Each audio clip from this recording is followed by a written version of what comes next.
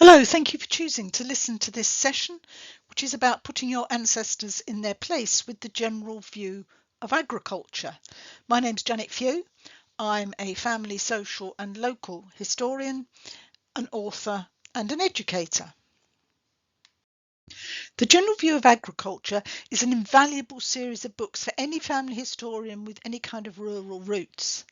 In the 1790s, as populations were beginning to rise and there was a gradual migration to towns, there were concerns about the country's ability to feed the inhabitants.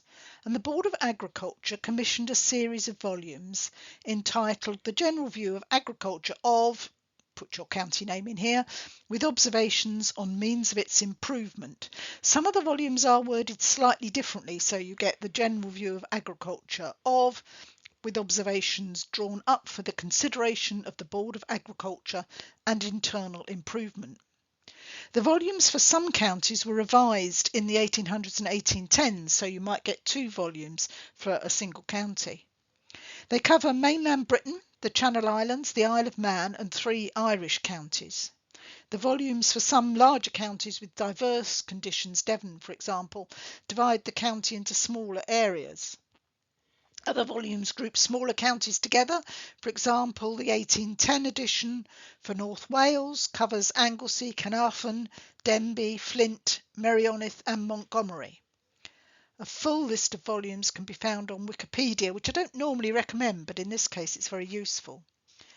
And a number of the books are available as facsimiles.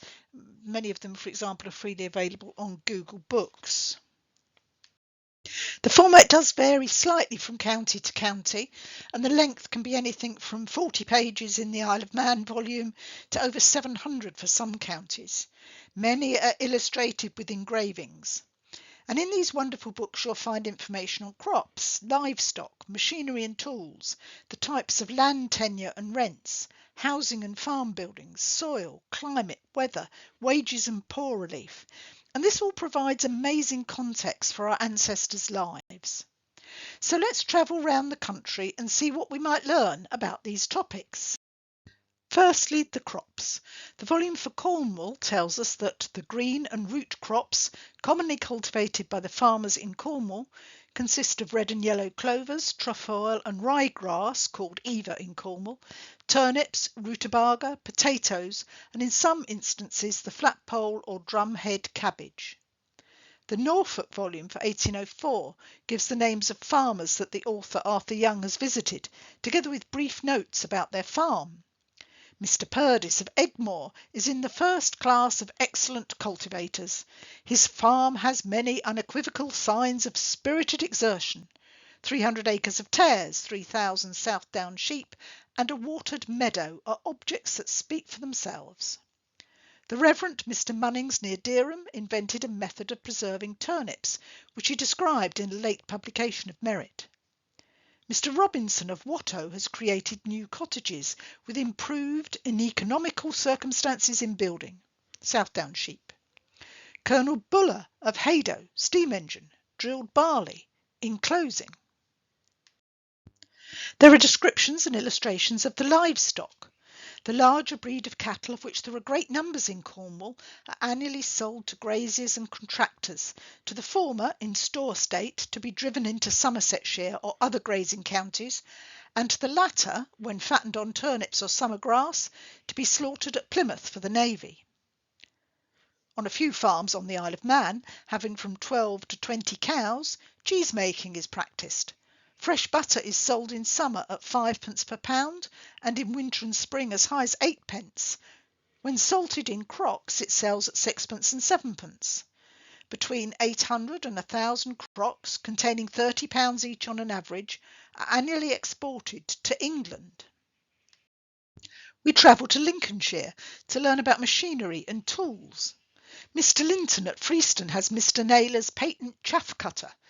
2 men, before annexing it to the threshing mill, cut 24 bushels with it in an hour, fine enough for any stock. Reading the volume for Northumberland, I can learn about my shepherding ancestors' home. I know he's likely to have lived in a cottage built of stone and clay or limestone with a thatched roof, though by the early 19th century Scottish slate was beginning to replace thatch. The cottages were traditionally 15 foot by 16 foot, with a 9 foot by 16 foot end for the cow, tools, storage and so on. The volume for Cornwall tells me about the area where my ancestors, the Buckingham family, farmed. I know that the cottage they lived in was probably built of cob on a stone foundation, and would most likely have been single-storey, consisting of a common room or kitchen, a fireplace and a pantry, and that the floors of the bedrooms are raised 2 or 3 inches above the floor of the kitchen, that no wet may run into them. We can learn about the farm buildings too. In Wiltshire, corn was usually kept in barns rather than constructing hayricks. Barns were wooden structures on stone foundations and had thatched roofs. We can discover the likely rents that would have been paid. In Northumberland, rents were usually due on the 22nd of May and the 22nd of November, though they were often paid 4 to 5 months in arrears, and could be anything from 1 to 40 shillings per acre, with new leases traditionally commencing on the 12th of May. In Glamorgan there are farms of great extent in the mountainous parts, which are let at very low rents, many of them upon leases for lives. One of the advantages of enclosure in Glamorgan was seen to be that rents had doubled. Clearly that wasn't an advantage for the tenant. The volumes also give us information about the soil, terrain and geology. Back in Lincolnshire we find at Scott Willoughby, Osburnby and the neighbourhood of Falkingham there are 3 soils: strong clay on a mortary bottom, stiff and churlish, difficult to work; a creech, loam on stone, dirty in winter, call it watery creech because wet, lames sheep by feeding turnips on it; and a rich hazel loam.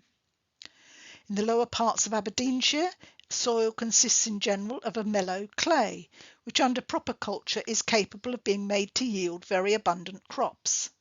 But though this be the general nature of the soil, there's considerable diversity in regard to the degree of stiffness especially. In most of the places that have not been thoroughly cultivated, there's a thin stratum of moory soil upon the surface, which is of inferior quality, which however soon disappears when under proper management. In the volume for Cornwall we can learn about the weather. The north-west winds are extremely violent and desolating on the north side of the county, but are generally dry and bring fairer weather. In Argyll in Scotland it's rather different.